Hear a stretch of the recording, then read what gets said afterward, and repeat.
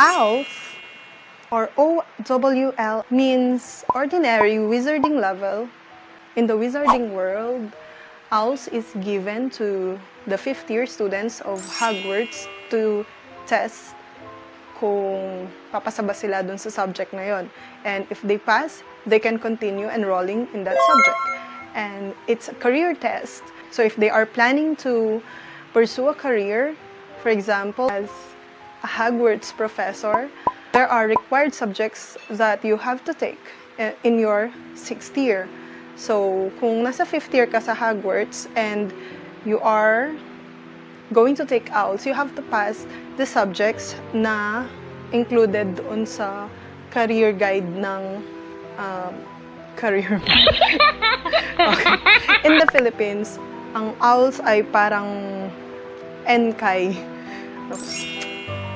NCAE or NCAE means National Career Assessment Examination in the Philippines to check kung yung personality nila and intelligence nila is at par to the standard of that field. Kung gusto mo mag-pursue ng career in medicine or engineering, you should be getting high grades in your science and math subjects. So the same with O.W.L.s. But anyway, we're not taking any tests today. We're going to discuss our TBR for our O.W.L.s Readathon. So O.W.L.s Readathon is hosted and created by Bookroast. I'll include a link of her official announcement down below in our description box. O.W.L.s letter. Dear student, we are pleased to inform you that your O.W.L exam schedule has now been approved. The exam session will commence on the 1st of April and your last exam date is the 30th of the same month. Please find recommended revision topics provided by your professors included in this envelope. We highly recommend paying extra attention to your notes on this topic. Your individual timetable will be given to you in person during your next career advice meeting with your head of house. We would also like to remind the students that selling performance-improving potions, amulets, or charms will be punishable by expulsion. And for those considering buying these, please remember the case of Dirk Fides, who has drunk one of the potions and was left mute for the next 3 months. We teachers like to believe that our lessons combined with your hard work and revision will be more than sufficient for you to succeed. Group revision sessions will be hosted frequently. Please keep an eye on your announcement boards in your dormitories for further details. Best of luck, Minerva McGonagall.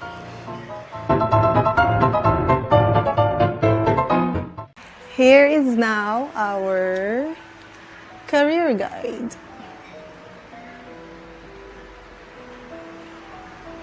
Since this is my first O.W.L Readathon, I would like my career to be relevant in our society. So I have chosen for my first year a healer. So in my career guide, let's read your magical future and what to do with it. Healer. A wizard healer is a person who dedicates his life to improve and safeguard those of others. This is not a profession for the faint-hearted. Over the years, wizards seem to have taken it upon themselves to get into a ridiculous amount of trouble with the oddest of consequences, which you will struggle to find solutions for in your course books. But a healer training course will prepare you enough to be able to deal with the unexpected. It will, however, take years. As a healer, you will spend a minimum of 5 years learning the art of healing magic, and further 3 as a trainee healer before you will be allowed autonomy. Healing in most cases is performed through skilled improvisation. So you must know your remedies, anti-jinxes, and potions inside and out. The occupation of a healer is truly a testing one, but if you are certain that you can devote many hours to practice as well as research, this will be a job that will keep your mind sharp, soul happy, skills up to date, and your green guts back vault comfortably full. One of the main employers of healers are the major hospitals of the country, such as St. Mungo's Hospital for Magical Maladies and Injuries in Great Britain, with branches in majority of wizarding villages and cities. If you think you have a brain and heart for the profession, do not be daunted by the years of study, as we can promise you, there will not be a dull moment in your life as a healer. Key traits of a healer.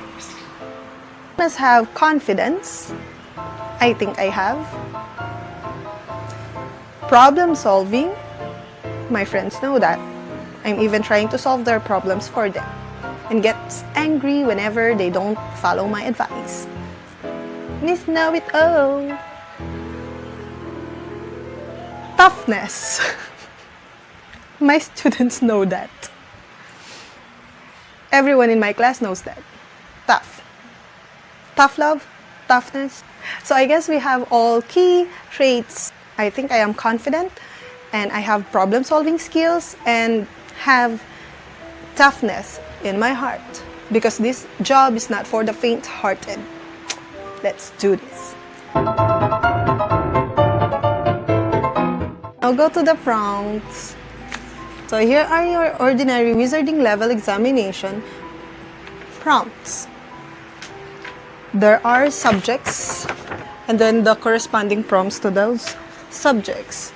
As a healer, I am to take an O.W.L.s in herbology, charms, defense against the dark arts, potions, transfigurations, and 3 subjects of my choice. For those, I have chosen care of magical creatures, because your girl is a pet lover, arithmancy, and muggle studies. Sabi quarantine, bakit ang daming sasakyan?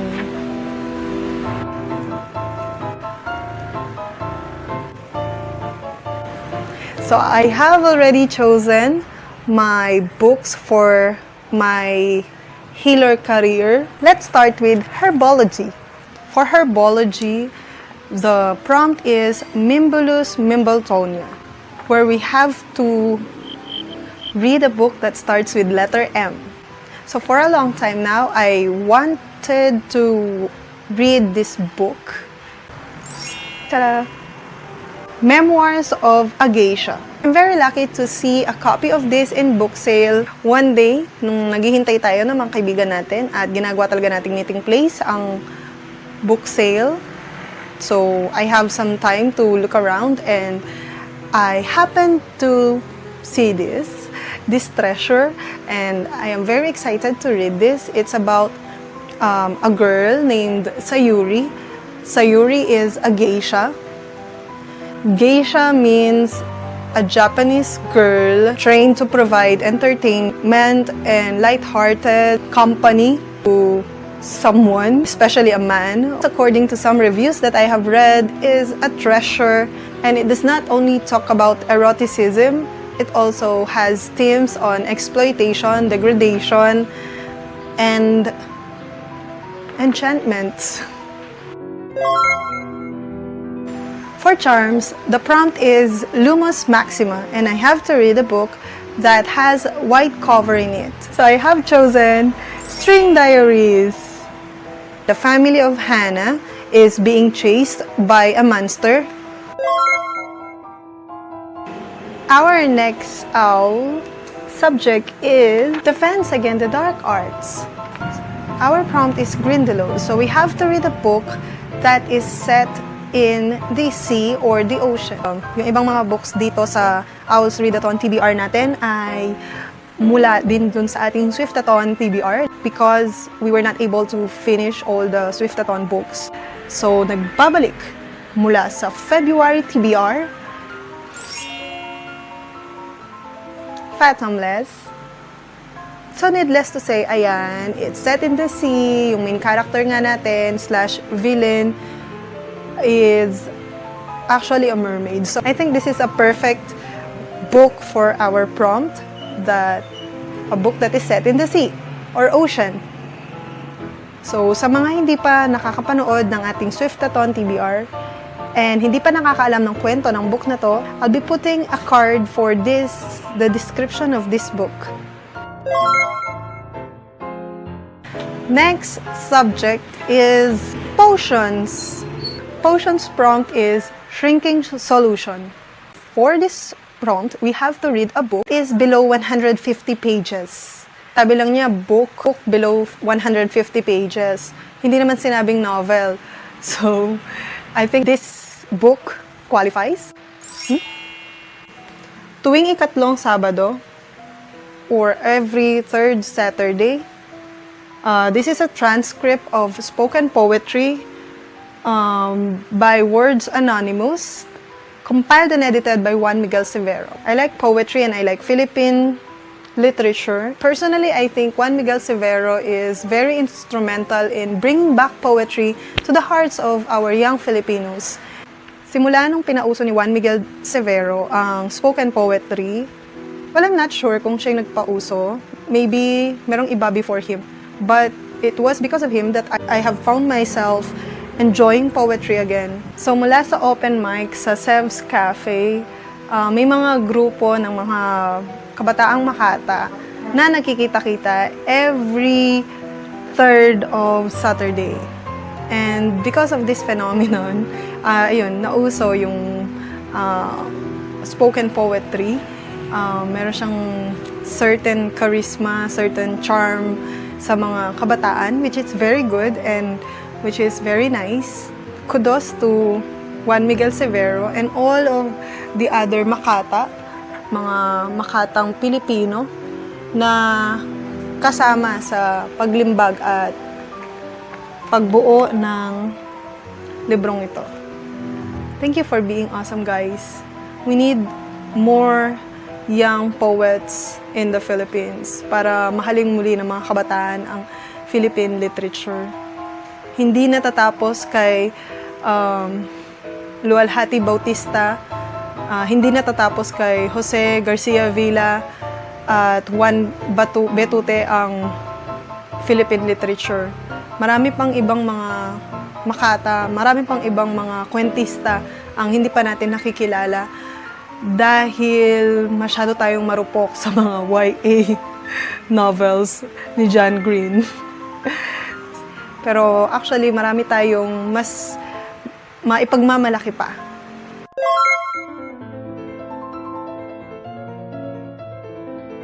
Number 5 is transfiguration. So in our transfiguration subject, our prompt is Animagus lecture. So we have to read a book or a series that includes shape-shifting. And we have chosen from our previous TBR na hindi natin nabasa, The Contrary Tales of the Butterfly Girl by O.W.L.s So again, hindi na natin siya ipapaliwanag, pero sino ba yung nag-shape-shifting dito? Ito si Bubu. So si Bubu at si Pedrock are orphans. So, si Bubu, this one, she became the butterfly girl after siyang nalagyan ng, or dinrawingan, inukitan ng butterfly sa likod ni Mr. Angel Cake. And then we will follow the story of Bubu. We now have to choose 3 subjects. Care of magical creature. Our prompt is Hippogriff. So, for this prompt, we have to read a book that has beak on its cover. I want to read from Leigh Bardugo, and that is Charan! The Language of Thorns, Midnight Tales, and Dangerous Magic. So, ayan, nakaka-excite. Ang ganda niya. This is a compilation of short stories written by Lay Bardugo. That's the big, ayan. However small is that, that's a big. So it's illustrated by Sarah Kippin. Look at that, it's so gorgeous. Look at those illustrations. Ganda ng margin, te. Tapos may illustration pa ganun. Ganda. Ganda. Ayan, spoiler. But anyway, excited to read this. The second subject that I have chosen among the 3 subjects that I have to choose is arithmancy. And the prompt for arithmancy is the magical qualities of number 2, which is balance and opposite. For this prompt, we have to read a book that is outside our favorite genre. My favorite genre is fantasy, middle grade fantasy, and YA fantasy. Actually, I would like to read contemporary for this prompt, but then I found out na wala pala akong masyadong contemporary novels. Kasi nga hinahanap ko sa mga books is escapism, tapos magbabasa ka ng contemporary, yung nakaset din sa Earth. Ayoko na nga sa Earth eh. So, for this, I have chosen horror. I'm not really fond of horror stories. Sa dalas naming manood ng movies, napakadalang ko lang manood ng horror. And kapag nanonood pa ako ng horror, tinatakpan ko pa yung mata ko. Like, kalahati ng movie nakaganon ka. Kalahati ng movie nakaganon.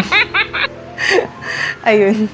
So, I have chosen horror, and yung cover ng book na to is already terrifying for me. And nung binasa ko yung praises for this book, sabi pa niya, it kept me awake at night. So I'm not really sure kung kaya ko siyang tapusin, but I will. Manipis lang naman siya. And that is The Shadowing.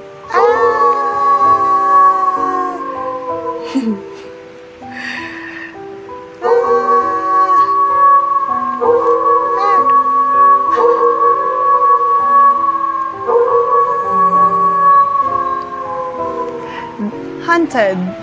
So this is, so far meron na siyang 3 books. Haunted. Nakakatakot. Nabili ko to sa unang Big Bad Wolf sale na pinuntahan namin last year or 2 years ago. Sa kasamaang palad, ngayon ko lang siya babasahin kasi nakakatakot nga kasi yung cover niya. So I don't read it. But we'll try. Arithmancy? I'll try. We will follow the story of Callum during the hunting. Every 100 years, every 100 years, bumubukas daw yung gateway of evil, and they are hunting in Earth. So, these evil creatures can shapeshift and take the form of a human being. We're now down to our last subject, Muggle Studies. So ano pa bang prompt? Siyempre, a book that is from the perspective of a Muggle or a contemporary novel. Wala akong contemporary books.